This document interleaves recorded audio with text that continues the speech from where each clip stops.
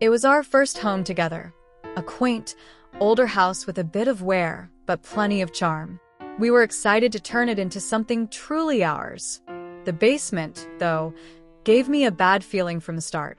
The air down there was stale, and the single, flickering bulb barely lit the space. But we were young and eager, so I ignored it at first. We found the door while clearing out old junk. It was low to the ground, painted the same dull gray as the basement walls.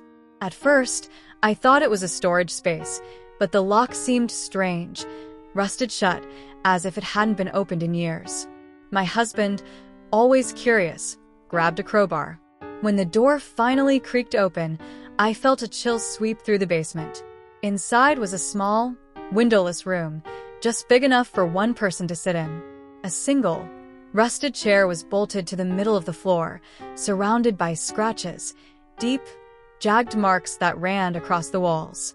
In one corner, there was a pile of old toys, a doll missing its eyes, a wooden ball, and a car with peeling red paint. It felt wrong. The air in that room was heavy, oppressive. I begged my husband to seal it back up, and he reluctantly agreed. But something about it stayed with me, a lingering sense of dread I couldn't shake. That night, I woke up to the sound of scratching. At first, I thought it was a mouse. But as I listened, the sound grew louder and more frantic, like nails dragging against wood. It was coming from the basement. My husband went to check, but found nothing. The next night, the scratching returned. This time, it sounded closer, coming from the walls of the living room. We couldn't explain it. We checked for animals, even called an exterminator, but no signs of anything. I started sleeping with the lights on. Then one night, it happened. The scratching came from our bedroom wall. It started low, faint, but grew louder until it sounded like something was trying to claw its way through. My husband and I sat frozen, staring at the wall. Then, we heard a whisper, a child's voice, faint but unmistakable. I couldn't take it anymore. I needed answers. We decided to ask our neighbor, an elderly woman who had lived on the street for decades. When I told her about the scratching and the room, her face went pale. She hesitated before telling us about the little girl who had lived there years ago. "She went missing," she said quietly. The parents said they were just upstairs for a moment. When they came back, she was gone. They searched everywhere, even tore apart the basement, but they never found her. That night, I couldn't stop thinking about it. We started digging into old police records, hoping to find more information. What we found made my stomach churn. The police had done a thorough search of the house when the girl disappeared. Every room, every wall, every inch of the basement. But according to the reports, there was no mention of the hidden room. It didn't exist at the time of the investigation. But it was there now. I can't explain it. Did someone add the room later? Was it something else? All I know is that the scratching hasn't stopped. It's quieter now, as if whatever is making it has moved deeper into the house. My husband says we're overreacting, but I've started to notice other things. A shadow moving in the corner of my eye, the faint sound of a ball bouncing late at night. I don't go into the basement anymore.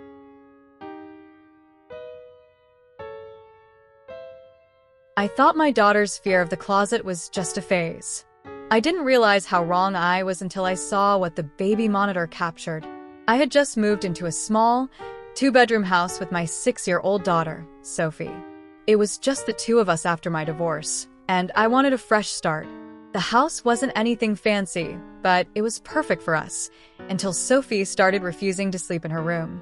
She'd cry and beg to sleep in my bed, saying, "The man in the closet is staring at me." At first, I thought it was just her imagination.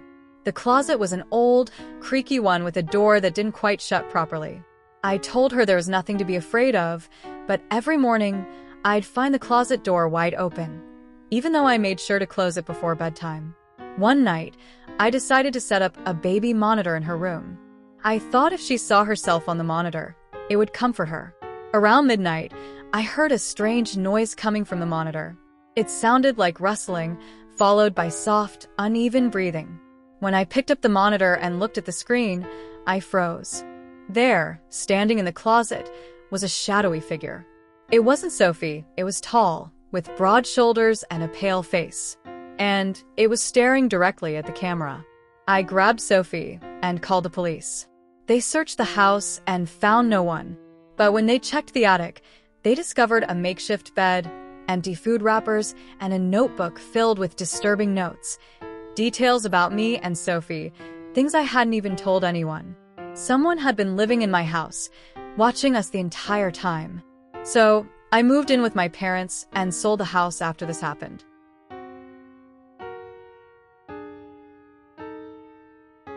Renovating an old farmhouse was supposed to be a dream come true. Instead, it turned into a nightmare. We bought the farmhouse for a steal. It was over 100 years old and had been sitting vacant for decades, so it needed a lot of work. My husband and I planned to renovate it ourselves room by room. It started when we peeled back the wallpaper in the kitchen. Underneath, written on the plaster in jagged handwriting, were the words, "Leave now." We laughed it off, assuming it was some kind of prank left by the previous owners. But as we continued renovations, we found more messages. Inside a cabinet door, scratched into the wood, "This is his house." Underneath the floorboards in the bedroom, "He lives here." The most chilling discovery came one morning. I walked into the bathroom, and on the fogged-up mirror were the words, "Get out." The problem? No one had used the bathroom that morning. We did some research and found out the original owner had been accused of devil worship in the late 1800s. Locals believed he sacrificed animals and possibly people on the property. He vanished without a trace, and the house had been sold and abandoned repeatedly ever since. The last straw was when I woke up one night to find my husband standing at the foot of our bed, staring at me. I shook him and he didn't respond. He was sleepwalking. The next morning, he had no memory of it. But when I told him, he admitted he'd been having nightmares about a man standing over him, whispering, "This is my house." We sold the house and left as soon as we could. I don't know who or what was in that house, but I still wake up some nights, expecting to see that man.